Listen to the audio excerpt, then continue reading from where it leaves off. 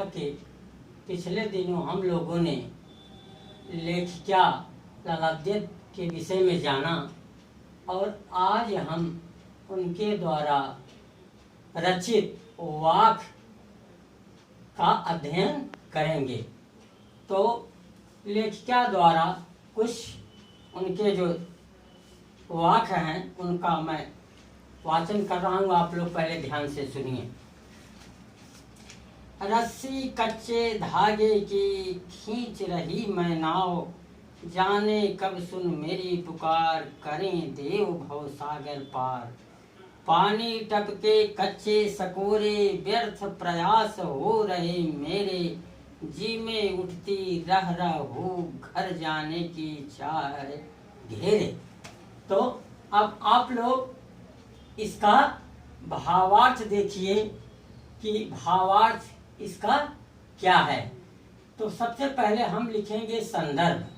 संदर्भ के अंतर्गत प्रस्तुत पद्य खंड हमारी पठित पाठ्य पुस्तक क्षितिज भाग 1 में संकलित वाक्य नामक शीर्षक से लिया गया है।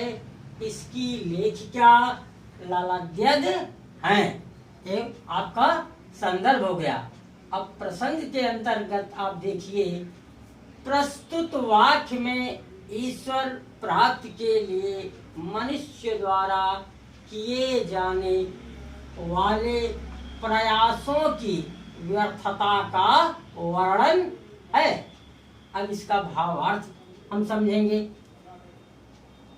कवित्री कहती है कि वह सांसों को कच्ची रस्सी के सहारे यह शरीर रूपी नाव को खींच रही है। लेखिका का कथन है कि जो हमारा नश्वर शरीर है वो सांस रूपी धागे के सहारे मैं उसको खींच रही हूँ। पता नहीं ईश्वर मेरी पुकार सुनकर मुझे भवसागर से कब पार करेंगे। पता नहीं हमको है कि परमपिता परमेश्वर मेरी प्रार्थना को स्वीकार करेंगे या नहीं करेंगे। अगर करेंगे तो कब, ये मुझको मालूम नहीं है। जिस प्रकार कच्ची मिट्टी से बने पात्र से पानी टपक टपक कर कम होता रहता है, उसी तरह समय बीतता जा रहा है।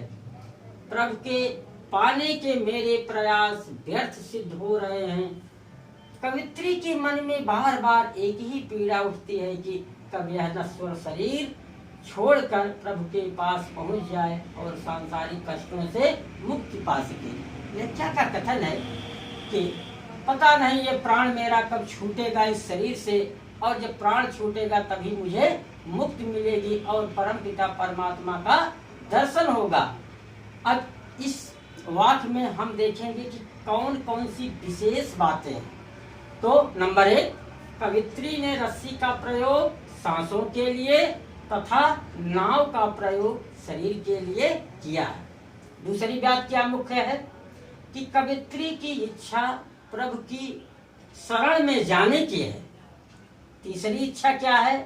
लेखिका भवसागर पार करने के लिए सच्ची भक्ति आवश्यक मानती है। चौथी विशेष बात है, करें देव भवसागर। ये जो पंक्ति है वाक्य में, इसमें रूपक अलंकार है। तो आज हम लोग इतना ही जानेंगे और इसको आप लोग कॉपी में लिख लीजिएगा। जो समझ में ना आए बात वो हमसे पूछिएगा। अब अगले दिन हम शेष बातों को बताएंगे। धन्यवाद।